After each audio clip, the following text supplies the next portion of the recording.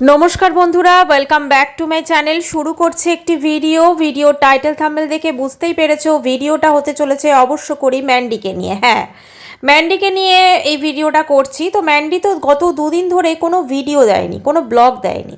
তো সবাই তো আমরা ভীষণ চিন্তায় আছি, ম্যান্ডি কেন ব্লগ দিচ্ছে না, ম্যান্ডি কেন ব্লগ দিচ্ছে না। এবং ম্যান্ডি যখনই ব্লগ দিতে পারে না তখন কিন্তু ম্যান্ডি একটা করে কমিউনিটি পোস্ট দিয়ে দেয় বা হয়তো লাইভে আসে, কিন্তু এবারে কিন্তু ম্যান্ডি বা স্যান্ডি কেউই সেরকম কিছু করছে না। তাহলে আসল গল্পটা কি, কেন ম্যান্ডি ভিডিও দিচ্ছে না? তো সেটা নিয়ে আজকে আমার এই ভিডিওটা। দেখো, এর আগে ম্যান্ডি ব্লগ দেয়নি এরকম হয়েছে যখন ওর কেসটা হয়েছিল। তারপর বোধহয় ওরা প্রায় মানে 15 থেকে 20 দিন ওরা কোনো ব্লগ দেয়নি, কোনো কিছু দেয়নি। তারপরে কিন্তু আবার ওরা ফিরে এসেছিল, একটা ফ্রেশ একটা স্টার্ট করেছিল, তাই তো। এখন অনেকেই বলছেন যে ম্যান্ডির লাইফে ভীষণ ঝড়, ম্যান্ডি স্যান্ডির আবার প্রবলেম শুরু হয়েছে, এই ওই সেই অনেক কথা আমরা শুনতে পাচ্ছি সবাই। এবং সেটা আমাদের ভাবাটা খুব স্বাভাবিক। কারণটা হচ্ছে ম্যান্ডি এবং স্যান্ডিকে তো আমরা দেখেছি।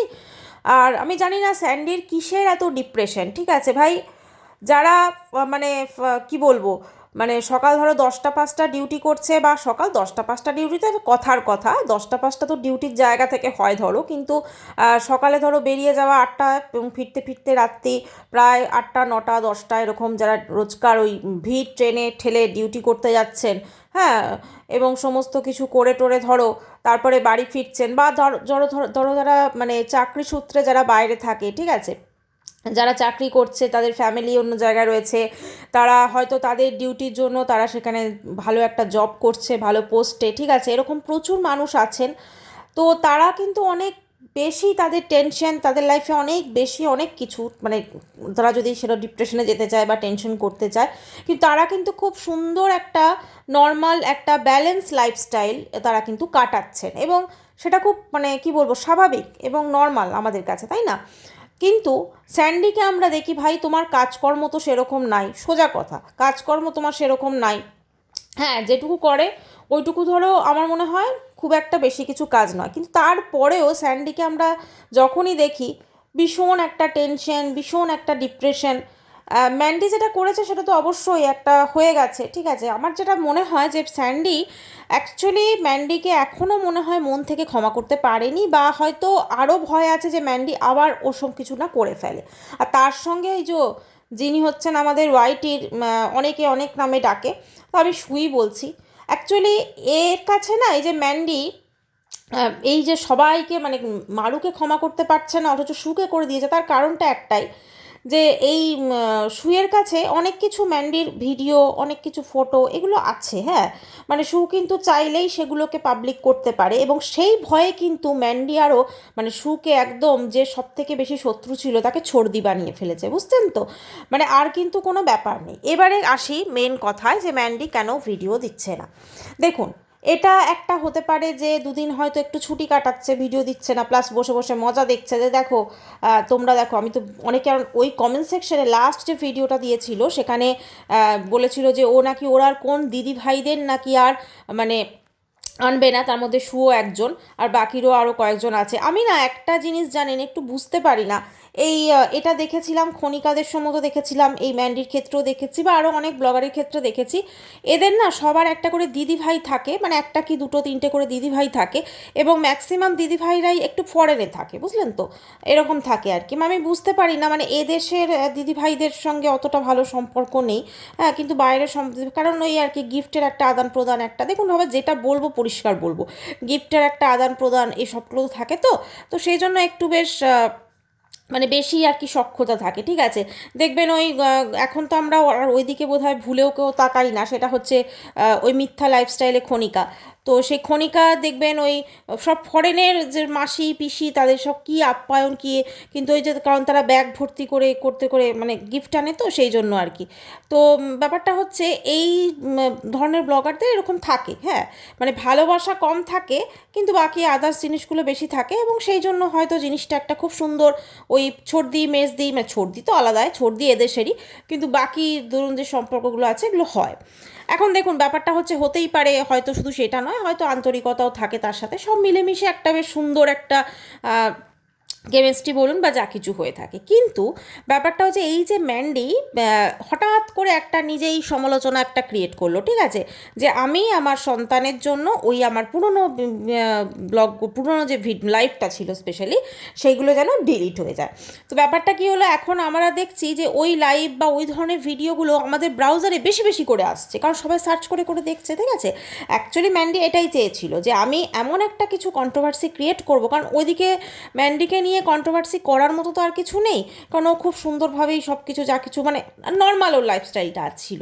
কিন্তু হঠাৎ করে নিজেই একটা কন্ট্রোভার্সি ক্রিয়েট করলো। এবং এর আরেকটা বিশাল বড় কারণ হচ্ছে মারিয়ার প্রেগনেন্সির পর সবাই মারিয়ার দিকে চলে যাচ্ছিল, তো দর্শক টানার জন্য হোক কি ওর অ্যাটেনশনটা মানে ক্যাচ করার জন্য হোক, ও কিন্তু একটা নতুন একটা ধরনের শুরু করলো। আচ্ছা, মেয়ের কথা ভেবে আমি ভাবি যদি সব থেকে আগে ওর মেয়ের জন্য চিন্তা থাকতো, তাহলে মেয়েরকে মানে কি বলবো, মানে মেয়ের কথা একবারও ভাবলো না, কিন্তু যে যেগুলো করেছিল সেগুলো যদি মেয়ের জন্য চিন্তা সত্যিকারের থাকতো, মানে যেটাও এখন দেখাচ্ছে, তাহলে বোধহয় এটা করতে পারতো না। যাই হোক, এখন ব্যাপারটা হচ্ছে এই যে ঘটনাটা, এটা সোশ্যাল মিডিয়া থেকে মুছে গেলেও প্রত্যেকটা মানুষের মনেই থাকবে। এবং সবাই কিন্তু ভিডিও যেটা আছে ওটা কিন্তু বোধহয় প্রাইভেট করেছে, ডিলিট বোধহয় আমার মনে হয় খুব কম লোকই করবে, কারণ এরকম ধরনের জিনিস মানুষ রেখে দেয়, কারণ এগুলো খুব রসালো জিনিস তো, আর মানুষ একটু এই ধরনের মশলাদার জিনিস দেখতে শুনতে ভালো লাগে। ভালো ব্লগ দিন, ভালো ভিডিও করুন, কেউ দেখবে না, কিন্তু এই ধরনের মানে নোংরা জিনিসপত্র দেখতে মানুষ খুব পছন্দই করে, সেই জন্যই তো এত ভাইরাল হয়েছে, তাই না?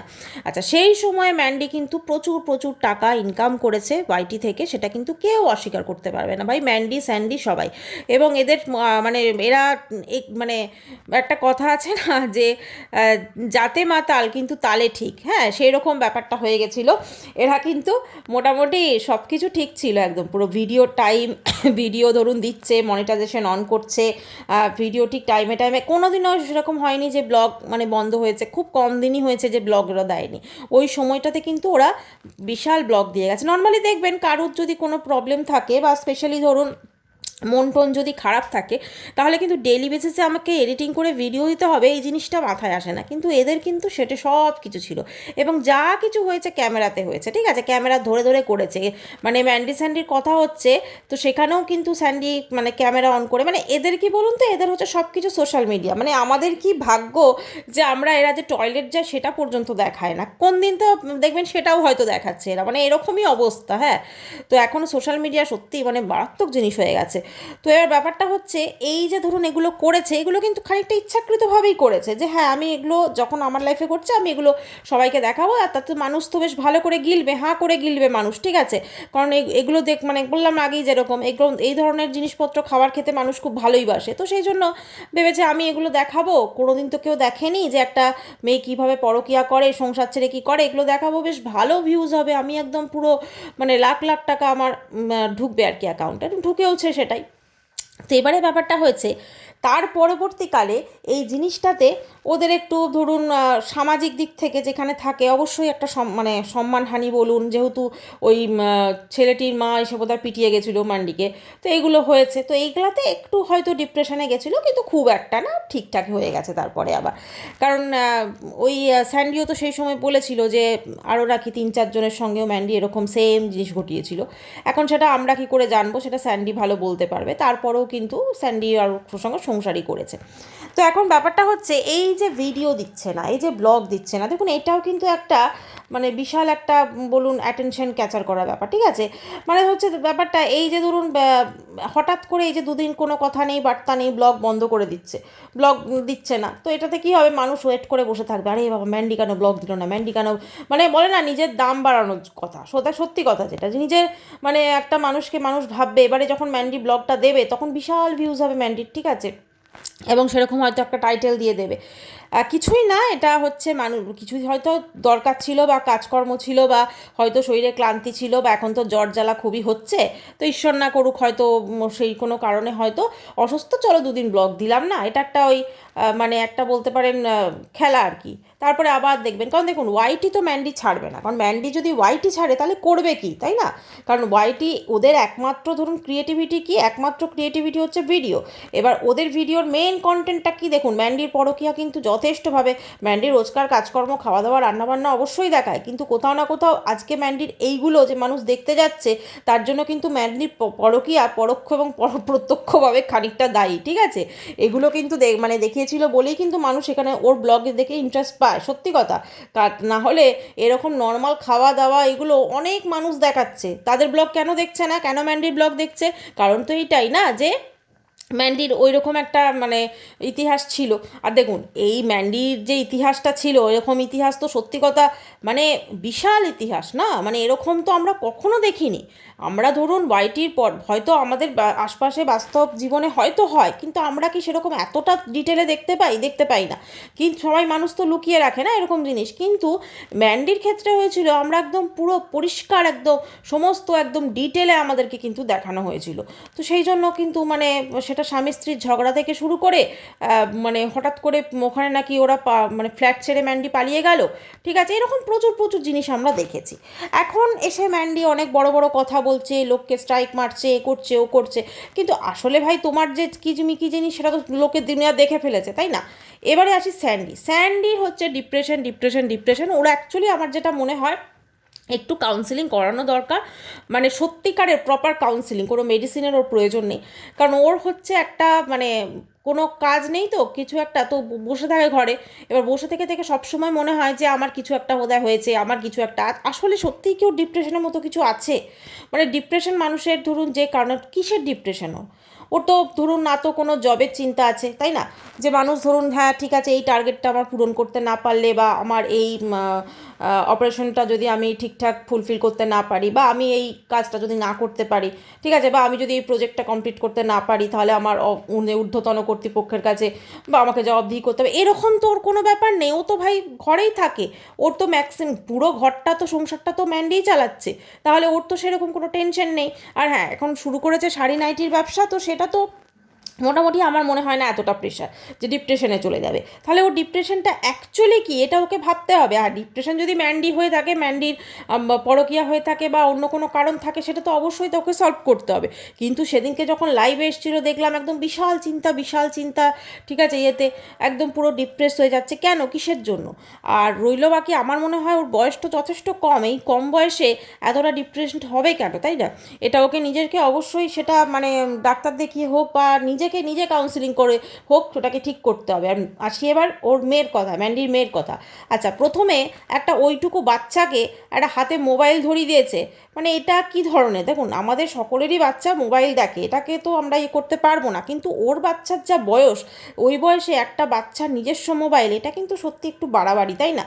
হ্যাঁ, অনেকেরই হয়তো আমাদের বাচ্চার নিজস্ব একটা করে মোবাইল থাকে, কিন্তু ওর ক্ষেত্রে যেটা হয়েছে, ওই বাচ্চা কিন্তু একটা সময়ে যখন মা বাবার মধ্যে এইগুলো ঘটেছে, ঠিক আছে, তখন কিন্তু সে মোবাইলই সারাদিন দেখে গেছে, মোবাইল নিয়ে ব্যস্ত থেকে গেছে, এরকম ব্যাপার। তো সেক্ষেত্রে বাচ্চা তো মানে কি বলবো, অনেক কিছুই আমার মনে হয় জানে। আর সবথেকে বড় কথা, ম্যান্ডি বলছে যে আমি যখনই মানে এইগুলো কেন ডিলিট করতে যাচ্ছি, আমার মেয়ের বড় হয়েছে, ওর সামনে না চলে আসে। ভাই, তুমি পেরেন্টাল কন্ট্রোল লাগিয়ে দাও তোমার মেয়ের মোবাইলে, তাই না? তোমার মোবাইল কী তোমার মেয়ে কী দেখছে সেটা তুমি জানতে পারবে, তোমার কাছে মেসেজ আসবে কী অ্যাপস ডাউনলোড হচ্ছে, সেখানে তুমি ইউটিউব রেখো না অ্যাপসটা, তাহলেই তো হয়ে গেল।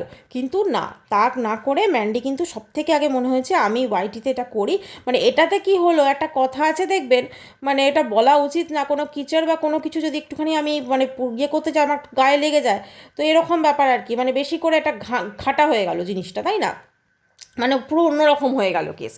তখন ব্যাপারটা হচ্ছে, ম্যান্ডি বিচক্ষণ, ম্যান্ডি জানে কি করে কি করতে হবে, মানে কিভাবে ভিউজ বাড়াতে হবে, কিভাবে মানুষের কন্ট্রোভার্সির মানে একদম শীর্ষে থাকতে হবে। কন্ট্রোভার্সির শীর্ষে কোনোভাবেই মানে দেওয়া যাবে না মারিয়াকে জায়গা, ঠিক আছে, ও খুব ভালো করে জানে। তো সেই জন্য ওর এই সমস্ত চলছে আর কি, নতুন নাটক, নতুন কিছু, এবং আরও নতুন সমস্ত কিছু করার জন্য সে, আর এবং হয়তো স্ক্রিপ্টটা লিখছে এখন, এটাও হতে পারে, ঠিক আছে। দেখুন, আমরা হচ্ছি কন্ট্রোভার্সি ক্রিয়েটার। তো এখন ব্যাপারটা হচ্ছে আমরা ও যেটা করছে, যেটা মানে দেখাচ্ছে, সেটাই তো মানুষজন বলবে না।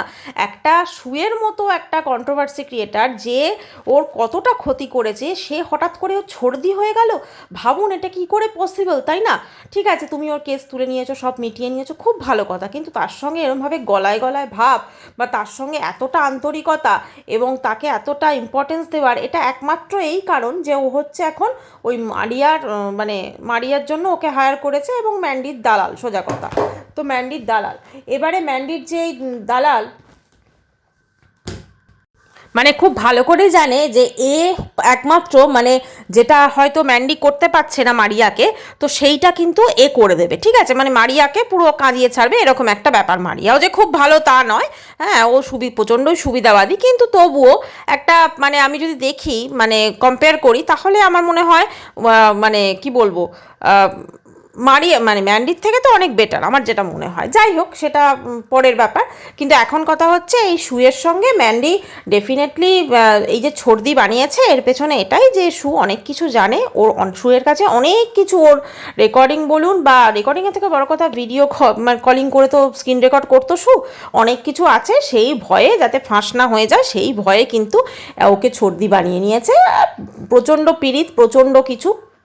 তবে এই পিড়ি তো থাকবে না, দেখবেন, কারণ একটা সময় যখন কন্ট্রোভার্সি প্রয়োজন পড়বে, আবার এটা মানে বিগড়বে। যাই হোক, ভিডিওটি এখানেই শেষ করছি। বাই, সবাই খুব ভালো।